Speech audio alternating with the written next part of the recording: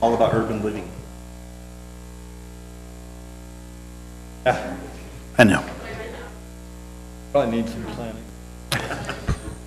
All right, I'd like to welcome everybody to the Planning Commission meeting. This is Thursday, June 22nd, 2017. We're going to start out with the Pledge of Allegiance, and we have invited David Stroud to lead us in the Pledge of Allegiance.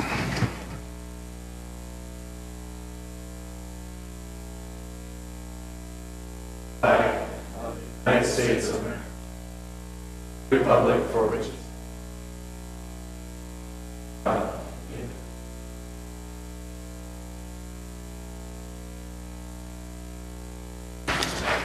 Thank you, David. And could we have David come up and introduce yourself to us for the record? And I'd like to welcome you as the new planning director for Saratoga Springs. Yes, I'll be taking over for Kimber. I just come from Orem City, where I was there for 15 years. And so I'm great to start something new, new environment. Happy to be here. Okay, great. All right, let's have roll call. We'll start on this end over here. Troy Cunningham, David Funk, Kirk Wilkins, Ken Kilgore, Brian Chapman, and our city staff with Mark Christensen. Roll call.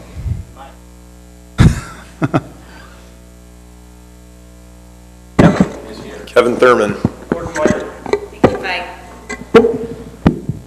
Sarah Carroll, Sarah Knighton, Dave Stroud, Kimber Geberzak. All right, and we have a quorum. All right, let's move right in.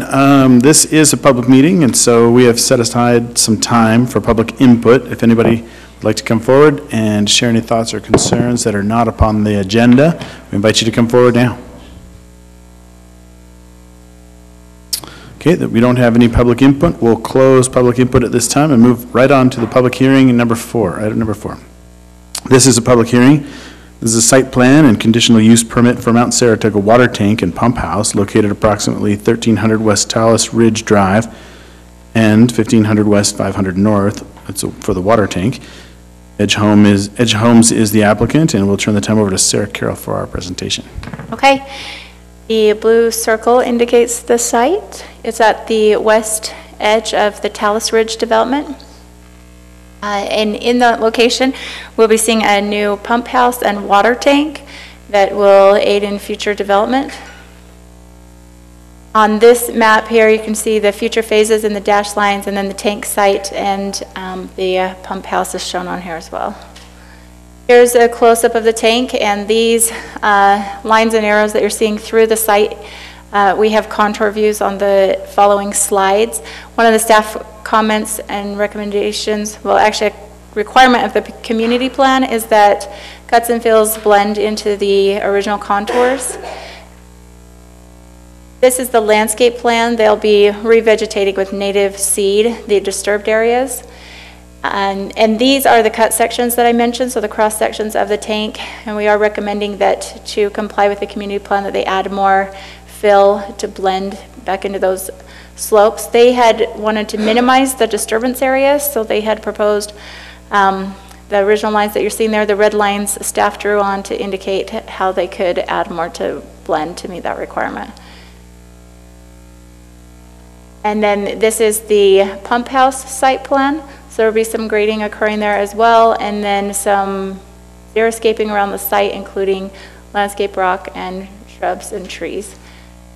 And then these areas are indicated for native landscaping on the community plan, so what you're seeing complies with the community plan, and then these utilities were also anticipated in the community plan, so they're complying with that as well. Around both of these sites, we'll see a wrought iron style security fence. Staff recommends approval with the conditions listed in the staff report. Thank you, Sarah. Is the applicant here? Hi there. Could you introduce yourself, your name and address for the record, please? Brandon Watson with Edge Homes. I should say my address is Saratoga Springs City Hall. Seems like I've been here a lot lately, but 482 West, 800 North in Orem, Utah. So first of all, I guess this has been a long day coming for us here, as we've been talking about putting a tank and pump station on this property for 2 or 3 years now, so it's very exciting to get to this point, and we really appreciate you guys looking at this item, and we're just here asking for your approval, so thank you. Thank you, Brandon. Did you want to add anything else to the presentation? I think it's great. I can answer any questions that you might have, but Sarah did a great job. Okay, good. So we'll start out with the public hearing. This is a public hearing. We'll open up to the public at this time. Any comments for item number 4? Given that we don't have any, we will close public comment at this time and open it up to the Planning Commission. The one question I had was, do we know how much open space will be turned over to the city? How much space will have to be city maintained? Well, the entire Mount Saratoga development has 201 acres that will be turned over to the city, and this was indicated in the community plan, and these pieces are going to be city maintained, the warranty period and dedication thing. Okay, that's all I have. My question is on the second tank, the secondary water. First question is, do we have any idea when that will be put in? So there will be a pond for secondary water, and the applicant could address the timing on that. Yeah, so right now, we're capped at about a little over 700 units, what we can pull as far as culinary and secondary water off of this one culinary tank. Once we're at that 750-ish mark, is when that will trigger the need for that secondary tank to come online. Now, the secondary tank, is that culinary water, or? It'll be secondary water. That's Yeah, what I thought it was, second. that's correct. So there'll be enough in you'll use the culinary from the first tank for secondary to begin with? That's correct, yeah. And I think, I want to say it was about last year, we had set up a special assessment area for the Mount Saratoga project for this specific reason. And then Edge Homes will be responsible for building that secondary tank also? I believe so, yeah. Yes. So is, yes, they will be building that. Okay, that's all the questions I had. I wanted to ask about the slope, where it looked like, where we're asking the applicant to shore up one, or blend one of the slopes better. Is that something that, is there an actual ordinance or some kind of a standard, other than the subjective criterion of making it blend? Is there some? The reason I ask is this is administrative, and so I want to make sure that if we're asking something, it's just an ask, or if we're telling them because there's an actual standard that they have to comply with. There's language in the community plan which governs this that requires them to blend back into the natural contours. Okay. So, and then the request that we're asking is it blends back into the natural contour. Is that what the idea is then? Right. There's a condition in here that has the exact language. So the tank shall be recontoured to blend into the natural grade of surrounding land. And that comes from the community plan. If we could make this tank just several feet taller at the base, so that it would actually perfectly match all of the other water zones, it would be just perfect. As it is, the hill is just not quite tall enough, and so we are certainly working on trying to smooth that out and camouflage it, if you would. But the elevation that they get there is not quite a perfect zone 3 for the rest of the city. So we're dealing with that in other ways, and it will work great for it. But ideally, if that hill was just a little bit taller, it'd be perfect. And so we're going to the very top of that hill for a variety of reasons, and that is to try and match those pressure zones as closely as possible. Is the applicant okay with that? Yeah, absolutely. On one of the landscape drawings, or at least one of, there was a weed barrier fabric that was there. And since we were just last meeting talking about eliminating that requirement, is that any kind of an issue when the city takes over the landscaping, and that there is weed fabric there? Oh, yeah, good comment. We can have that taken off. You meaning that it doesn't need to be on the plans. Okay. And then I noticed that I didn't see any mention of rain sensing sprinklers in the landscape plan, and I think that's now, I think it's a requirement now, is that correct? Yes. Yeah, so I was wondering if the applicant could add those in there. Sure. Rain sensing. Yeah. Okay, and then, would that be a condition? Okay, yeah, maybe we should, just so that it's on there. That's it for me. Commissioner Williamson, anything? After what he said, I didn't remember any sprinklers in there. I thought it was all natural and, There's some trees that will need a drip system, so around the pump house, there's some trees. So let me go get okay, thank you. So this plan here, those items. So the ground level will be native grasses, and then there'll be trees, shrubs, and they'll need a drip system. Can you pull up the map that shows the tank within the neighborhood? Oh, yeah. And that shows the proximity to the surrounding areas. So how far is the closest home to this tank? Up 100 feet. If if those lots are 80 to 100 feet, that'll help give you scale, so probably 300 or 400. The natural grasses that are going to be around it, could you zoom in and show the other one that shows the elevations? Just wanted to see the natural grasses. Where exactly are they going to go? In any disturbed areas, they'll be reseeded with or native vegetation. So the natural grasses are around the tank or the pump house, and just where the plants are. So the hatch that you see underneath the plants is the natural grasses. And around the tanks, it's just going to stay the way it was because you're not going to disturb it, right? What I'm getting at is that fire danger, potentially. Does the city maintain the natural grass to a certain height as well? No, that's not maintained to a certain height. That's intended to be. So the materials of the tank, they're not non-flammable, they're concrete? Yeah, it's concrete tank, yeah. Questions? Any other questions? So we did have the potential condition of rain sensing sprinklers. And you wanted that one too? Sure, go ahead and add that. And the city. Thank you.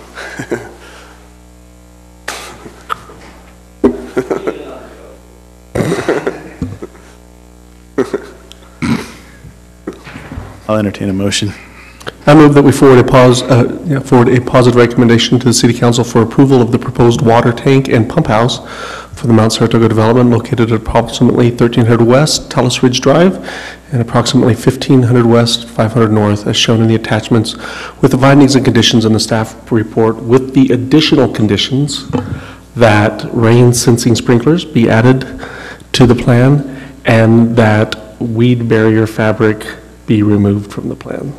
We have a motion. Do we have a second? We have a second. Any question on the motion? Yes.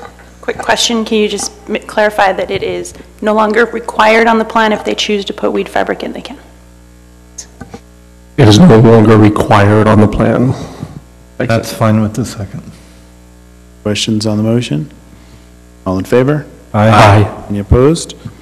Motion passes unanimously. Thank you, Appreciate Brandon. it. Thank you. We need a break? Okay, maybe not. Item number 5. This is a business item. This is a concept plan for Austin Building located at 18 West Sargent Court. Todd Austin is the applicant, and we'll turn the time over to Kara for the presentation. Thank you. This is a request for review of the Austin Building concept plan located at 18 West Sargent Court, located in the blue dot area. The property falls within a PUD, which requires the Planning Commission and the City Council to review the proposed concept plan. The proposal includes 4,000 square foot building containing medical office on the ground floor and possible professional office above. So this is the proposed concept plan. So here you would have Redwood Road north is this way. And the Peak Square retail that you would have seen a couple weeks ago, just down in this location for context. Peak Square, the concept would have come before you a couple weeks ago. Part of the proposal for the Austin building is a request to incorporate the right-of-way area, which is currently owned by the city, back into Lot 102.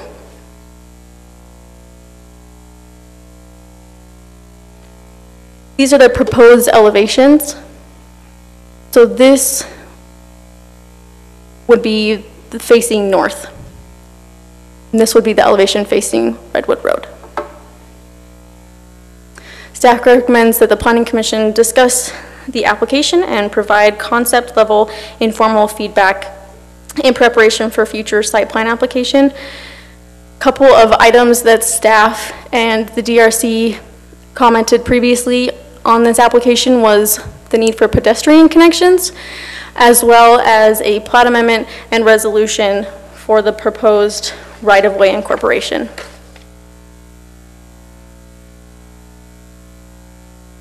And apparently the applicant could not make it this evening. Okay.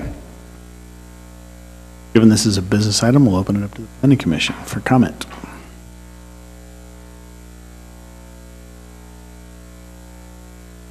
Sir? Okay.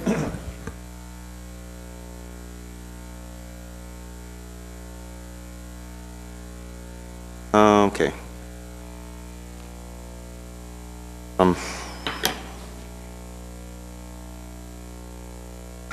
There was, in 19.04, it says that if the side street setback doesn't comply unless the right-of-way is returned, and I'm just wondering how likely, is it likely that the right-of-way will be returned? Okay, so this is simply just the trail corridor that the city owns. What will happen is we will, of course the council, it's a legislative decision, the council will, that decision of whether to deed it to the adjacent property owner or the applicant developer.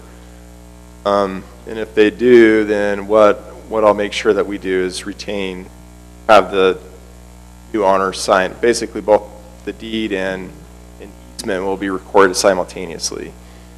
Easement will give us all the same rights that we had when we were the fee simple owner of the property.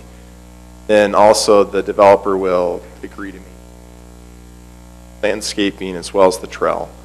So it's really a win-win for us. We won't have the maintenance obligations, the liability if there's an injury on it, but we're going to retain all the same rights that we had as far as running utility. If we ever have to expand the road, that ability. So if we do expand, then the setbacks will no longer. So then in that case, do they have, is it grandfathered because they did meet it at one point? Yeah, they would be grandfathered in, but keep in mind the building to the north has the same situation. It sits right on that same, it's going to sit right there in the same area. So it'll have the same problem as well. It's because the code, I guess, and the planners can speak to this, but apparently the code has since changed since the project was originally approved. Okay. So if the right-of-way is used up, then how bad is the setback variance? So, excuse me, that's really loud. So if the road is widened, there will still be a buffer. They're not going to put lanes all the way up to the edge. There will still be some park strip area and the Redwood Trail. So there is still some buffer there. The 30 feet is wide enough to accommodate an additional lane if UDOT chooses to do so and still have some buffering. So it's been taken into account. Okay. Yeah, I was just mostly worried about people back there. Absolutely. Don't want to have the building right next to the freeway. So. Yeah. Well, a lot of my questions just was going to be to the applicant about trash enclosures and what their intent was for the pedestrian connectivity, but I guess we'll get that. Oh. I can answer the dumpster one. Okay. So in the building just to the north of this, the current medical building, they actually have a dumpster enclosure large enough for 2 dumpsters, and they can put a second dumpster in that location to help service this. Okay, so I was going to ask if that was their intent, because I guess it is, because there are no trash enclosures on the plan or in the diagram, right? So, and then, there was a, looks like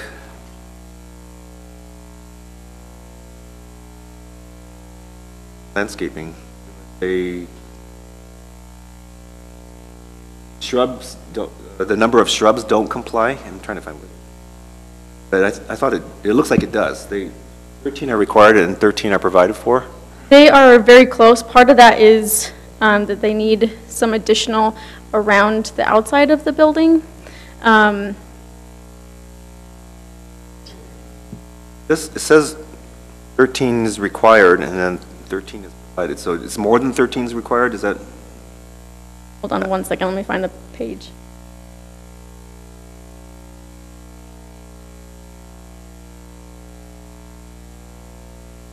Oh, I think they provided 12. That was a typo on my end. Okay. Okay. And also,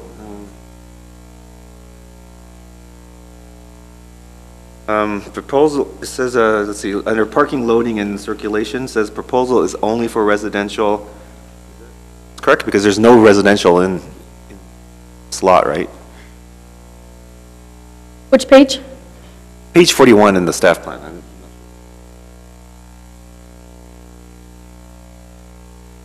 15? Yeah, page 15, that's right.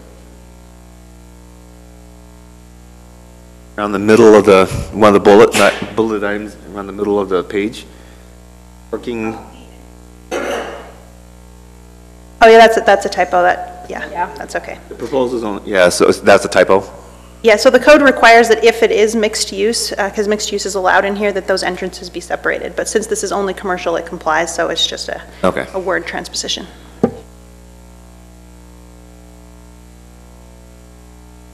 Oh, and then about the prominent entrance, why doesn't it comply? What's the issue with the prominent entrance? So right now, their prominent entrance is on the north side, and the code requires it to be on one of the street sides. Should have known that. And also, I was wondering what the rear elevation was going to look like, since they didn't have that in the diagrams. It'll probably be the same as the front. Okay. That's it for me then. So on to that end, where it's not included here, and we approve this, essentially we're just saying it could be as long as it complies with code? This is just a concept plan. You don't approve anything tonight, just informal feedback. Business item. That would be some of the feedback that you give. There you go. I'd like to submit official feedback on that point.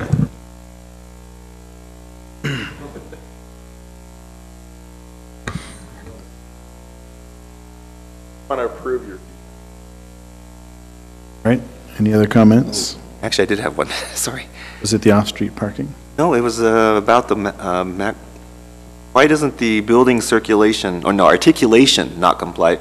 Because the proposed max height is 33 feet, whereas I thought the articulation was for buildings that are something like 45 feet?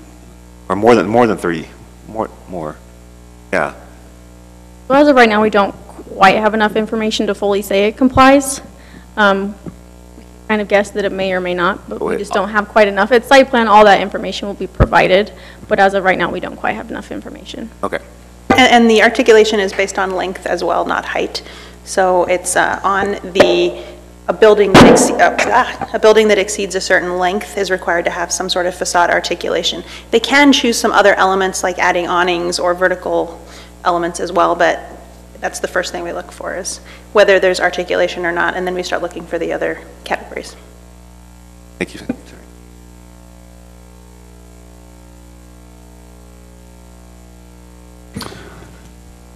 Commissioner Funk? On the parking, if the right-of-way is given, will the parking comply? Or can the parking comply?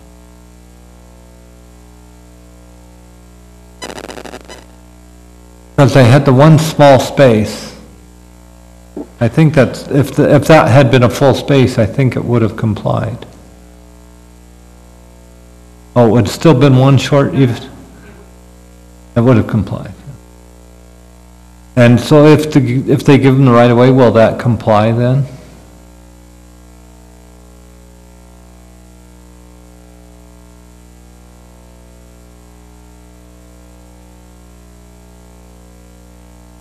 So there are a couple factors there. One factor is the use. If they're trying to go for a medical office, which has a higher parking requirement. Right. If a portion of the building, if more of the building is not medical office, then their parking requirement goes down. And so that's something that we're going to work through with the site plan review. It's one of the when we do the concept review, we're really looking for big red flag issues. What are things that will require you to redesign your site? Is the use you're proposing feasible, things like that. And this is one of those bigger issues that they'll have to identify a solution for. Now, as to whether we can put a parking stall in that 30-foot right-of-way, the trail easement, technically we can't, so we have to try to find another solution for them. Okay. And then, if the right-of-way is given, will the pedestrian trail then?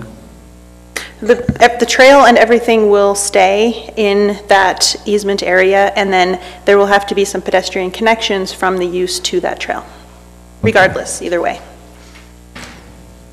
Okay, so the pedestrian trail will be there whether the right-of-way is given or not. And I just want to point out that with current commercial applications, they don't dedicate it, they just put an easement. This was done years ago, and that was what that time, and shortly after that we've changed what we require, and all of those are owned and maintained by them. So what we're doing is kind of going towards what our policy is now. And my recommendation would be that you make sure, because the city council will be the one that makes the decision on the right-of-way, and make sure that they realize that, because that will make a big difference in how they look at it. Okay, I have a question on 1909, off-street parking, it says can comply. First question on the dimensions of the stalls, it says they need to be 9 feet by 18 feet and 24-foot aisle widths. Okay, and then it says the proposed have 26 aisle widths.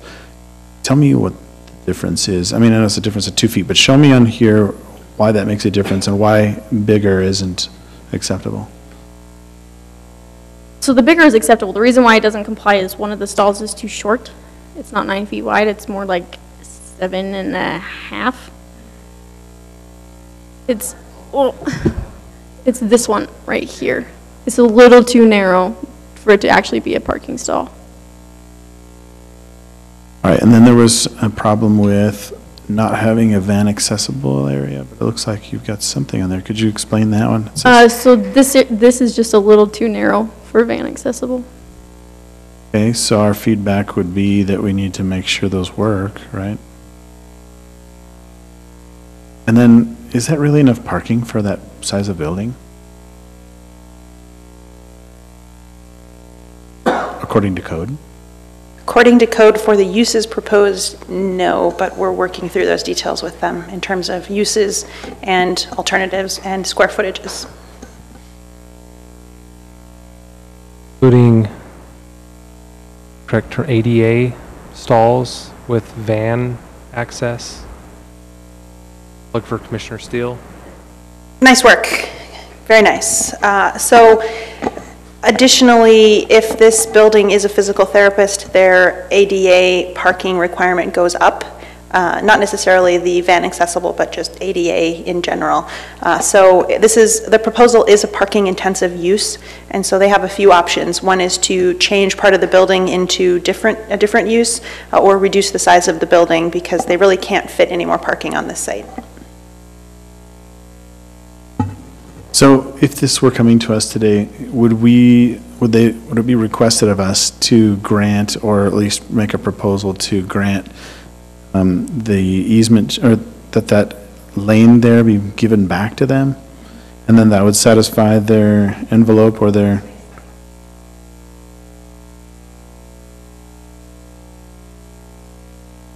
We've covered all of I that. did have one question. So in the current plan, obviously, there's no trail information there. Is that going to be provided with the site plan? Yeah, so we've asked for an updated concept plan to address some of these larger items, and that would be included in the updated concept plan. And I'm guessing that even though that one parking stall doesn't comply technically with the width, it still could be used for smaller vehicles and stuff like that. They would still be able to use it, they just couldn't count it toward their parking requirements, correct? Okay. And if we give it, are there any cities doing anything with like compact car, hey, you have to have so much parking, so much of it can be compact car parking that might not be quite as wide, something along those lines? Because obviously, if we're making all the parking stalls the size for Yukons, you're kind of overkilling for the people who are driving a Mini or Mini Cooper or something like that. Is that, anyone doing that, and is that something we could look into? Which county are you curious about? Salt Lake County, yes. Utah County, no. No, but it is being done, so there are some, probably some examples out there we could look at to do something there, right? Yes, that's certainly an option. In our code, we don't currently have that as an option. What we anticipate being an option with this is that they may ask for an official reduction in parking and then label that one as a compact stall. That's an option for them. The council does have the ability to grant a small reduction in parking under certain circumstances, the intensity of the use, if they have shared parking with an adjacent use, and so on. If they say, look, we'll put up a compact sign here, can you give us a reduction in parking by one stall? That's something the council could consider, looking at all of those criteria, and something that the Planning Commission could recommend when this comes before you. Also, where will they put the snow, during snow removal? This would be one of those locations where they would most likely have to haul the snow away. In the short term, they could probably place it on one of the empty adjacent lots if they have an easement and agreement for it, but once this is built out, there's no snow storage on this site. It's like another Vasa, tight parking. But if you make the building big enough, there won't be any problem with snow. There won't be parking either. All right, do we have any other comments from the Planning Commission? All right, since that's a business item, we'll close that item and move on to item number 6. Approval of minutes from June 8th, 2017.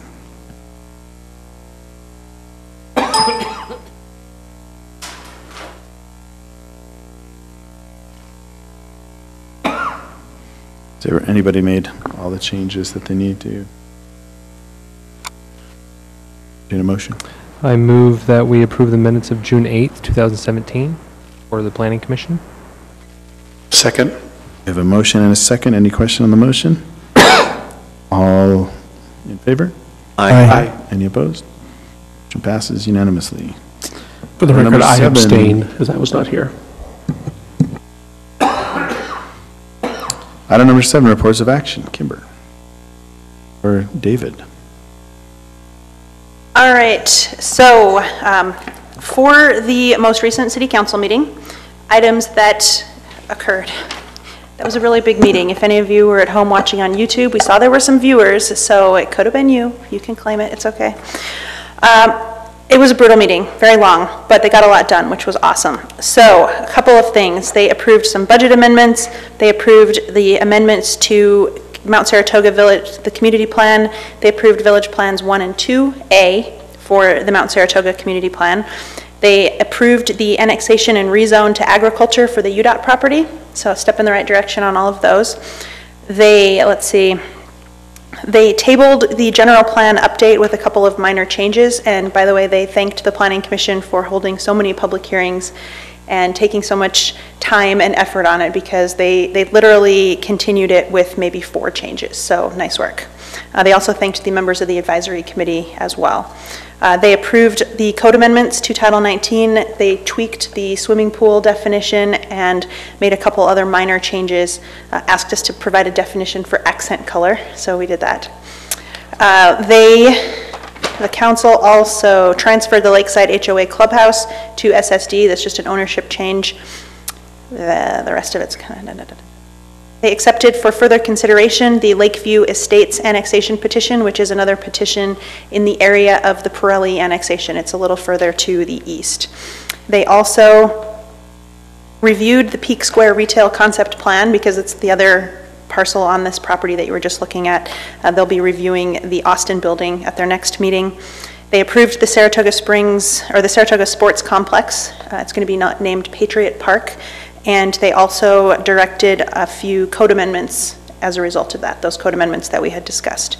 And they also approved the Fox Hollow MDA amendment and concept plan, right? The MDA amendment, okay. I had stepped away. And they tabled the traffic calming policy, so poor Gordon. It was a long meeting, got a lot of good things accomplished, which is great. For your next meeting on July 13th, you have 3 items so far. There may be a couple more that pop up on there, but for now you're going to see a site plan, a proposal for a cell tower that is just to the west of Walmart on Crossroads Boulevard. You are also going to see code amendments for regional parks to allow for some limited digital display, the height of the light poles, and a couple other modifications. And then the Fox Hollow Neighborhood 10 preliminary plat, and finals in parentheses because they're doing them both concurrently. With that, that's about it for the director's report. Can I ask you a question about the, why is it a city council action to transfer the lakeside pool to the other? It's an I would think that's an HOA issue, not It was verifying compliance. We'll have Kevin weigh in on this, but verifying that it wasn't going to violate either of the MDAs. It was just a bill that was run in this last legislative session. I'm not sure what the concern was. Probably, you know, clubhouses are often tied to open space amenities, so they just want to make sure that there's another layer of protection and make sure that HOAs don't just privatize those clubhouses. That's just my guess, but it was a recent bill, or it was a bill in this recent session. Protection for whom? For whom? You know, the residents of the HOA, I mean, and also for the city. I mean, if we have an open space requirement, and or let's say we have a development agreement, and the developer agreed originally to install a clubhouse, and the residents want to get rid of it now, this gives the city another, you know, it gives the city some protection there. Okay, thank you. Otherwise, we'd have to go and sue, and that gets messy. Thanks. Does the digital lighting have anything to do with baseball? Maybe. It might have something to do with scores. Okay, just curious. Digital lighting? Digital lighting code proposals? The code that's coming soon for parks? Yeah, but it was also more gas station related. No, the new one that's coming back. Oh, the current, you mean the current one that just got approved? No, the one you mentioned is coming forward. Yeah, the one that's coming forward is the new one, yeah. Stations, baseball, etc. And then we didn't get your memo on all of the new projects that have come in, but in the last couple of weeks, these are either various new or, so we had some home occupations, final plats for Saratoga Hills 6, quite a few temporary uses, resubmittals, let's see, Sierra Estates G resubmitted their final plat. Mountain Land Head Start is a project you're going to be seeing soon. It is it is a, what's the word for that? School? Head Start. It's a Head Start program, so you'll be seeing that soon. They have to do the site plan and conditional use because it's an empty piece of property. Otherwise, it's resubmittals of all the projects that you have been seeing to date. So, staying busy. Thank you, Kimber. Okay, let's move on to item 8, commissioner comments. None? Director's report.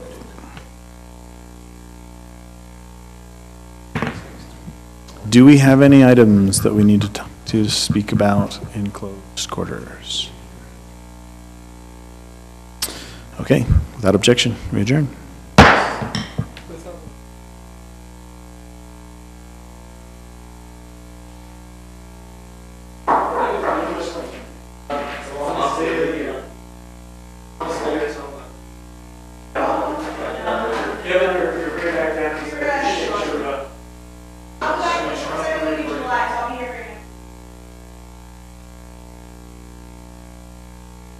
That was the last week.